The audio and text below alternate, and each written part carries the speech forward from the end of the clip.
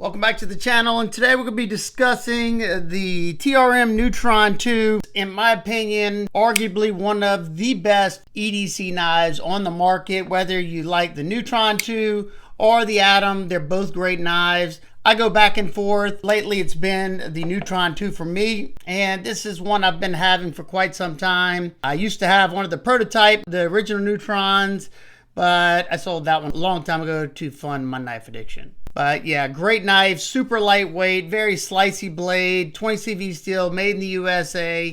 Well, now we have a brand new Neutron. This one has a peel ply carbon fiber, very grippy. Well, this one right here is the new Framelock version of the Neutron, and boy, I was excited when I saw these. I think it's a great size for EDC at 7.06 inches overall, 3-inch drop point blade. This one's in CPM Magna Cut steel. You have a very versatile low tip drop point on these. Nice point there for piercing and doing those detailed drag cuts. You have a good sharpening choil. It starts to thicken up about right here, so you should be able to get quite a few sharpenings as long as you're not putting a ton of pressure back here when sharpening it. Your thumb studs stay out of the cutting path. These have great geometry for being a very slicey blade. So you have thin blade stock at 0.092 inches, a high flat grind that comes down to around 21 thousandths behind the edge. Even though it's not the thinnest behind the edge, that thin blade stock, and you have a thin edge bevel on these at 18 degrees per side. Should make this one perform great. Let's find out.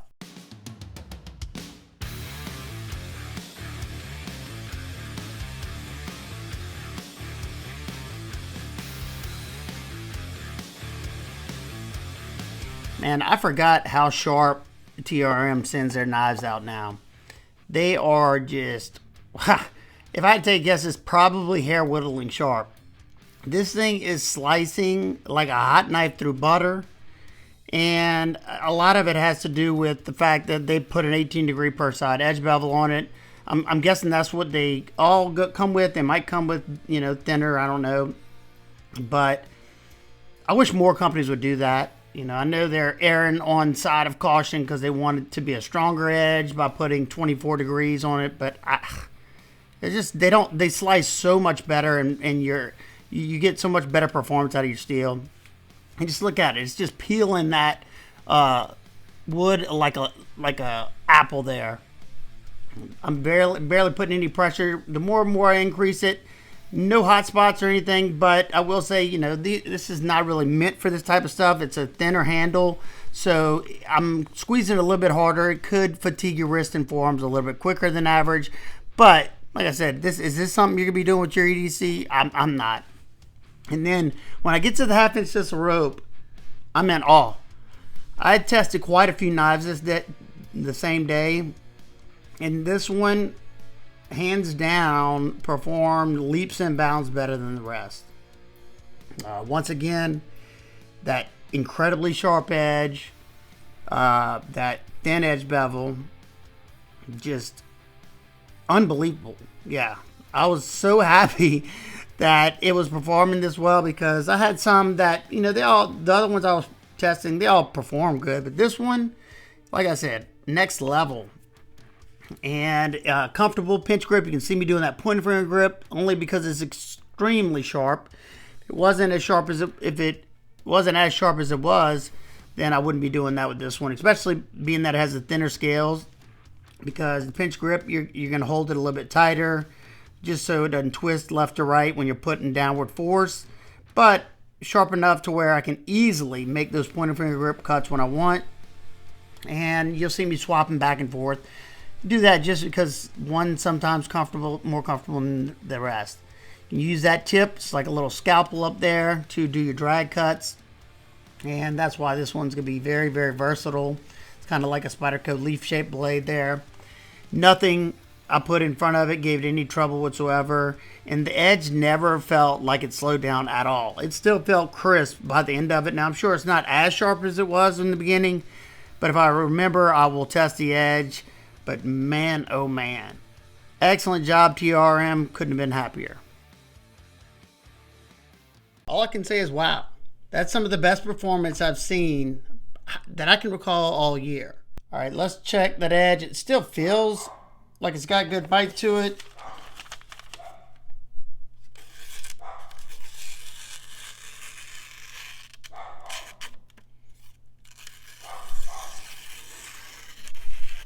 Now, definitely not as sharp as it was when I got it, but that's to be expected.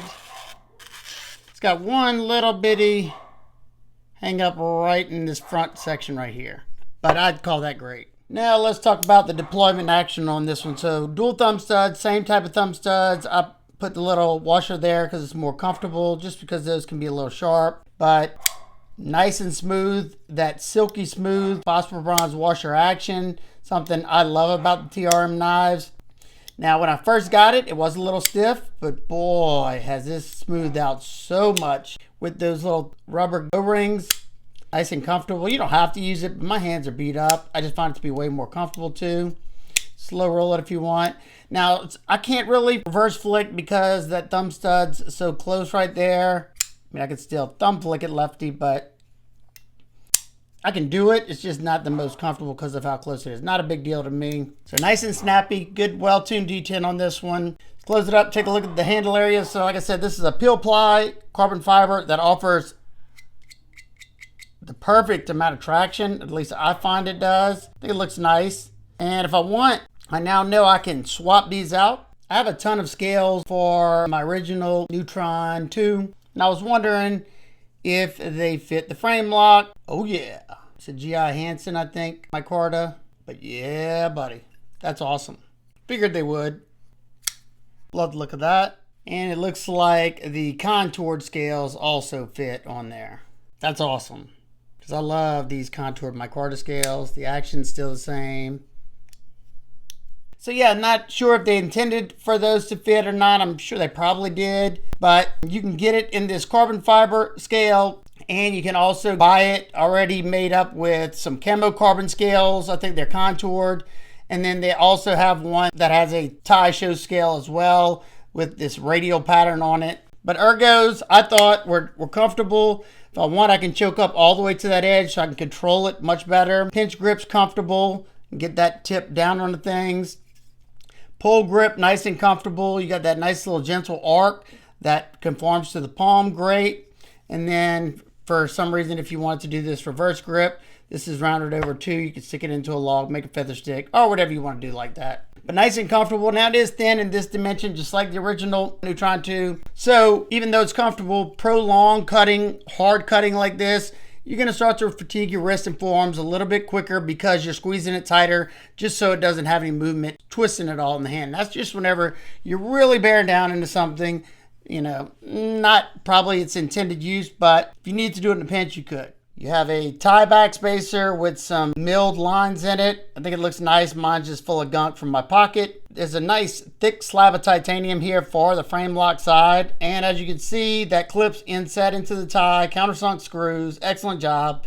This is the same clip that they used on the TRM Bulldog. So far, I haven't had any issues with getting hung up in this area, but of course, I would have much preferred to see the lock relief on the inside. It would have kept this radial pattern nice and clean looking, but at least I have some micro milling on the inside of that lock bar. And as you can see, they round over the edges right there. That chamfer goes into that rounded spot, so no discomfort or anything. And like I said, if you look, that tension spot is on the left side of the lock relief.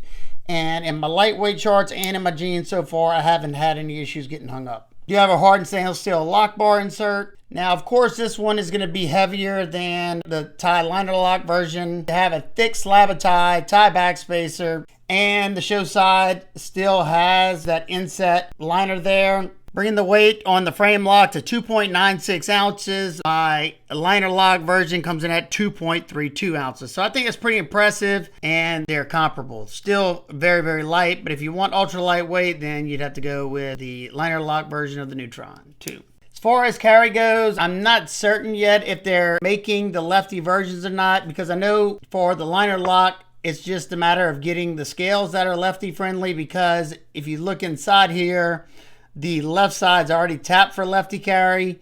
You just have to have the right scales. There still are the same screw holes underneath here because they use the same liner, I'm guessing. They could be making lefty frame lock versions. I don't know. Lockup, rock solid. Absolutely no movement. No flex side to side. That's one thing about my liner lock. There's no up and down whatsoever, but I can flex some side to side. There's no actual movement in the pivot. Just the fact that it's a thin liner, you know, just it's made for just daily EDC tasks. This one, in my opinion, is a lot more solid side to side, at least. Access to the lock bar is good. This comes down a little bit lower than the lock bar itself.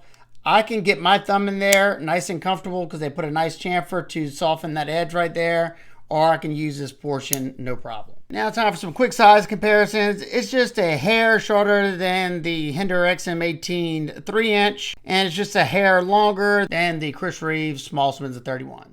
And it's just about identical in length to the Tactile Knifeco Rockwall and the Kershaw Bel Air. And it's a little shorter than the Spyderco Para 3, and it's just a hair shorter than the Ontario Rat Model 2.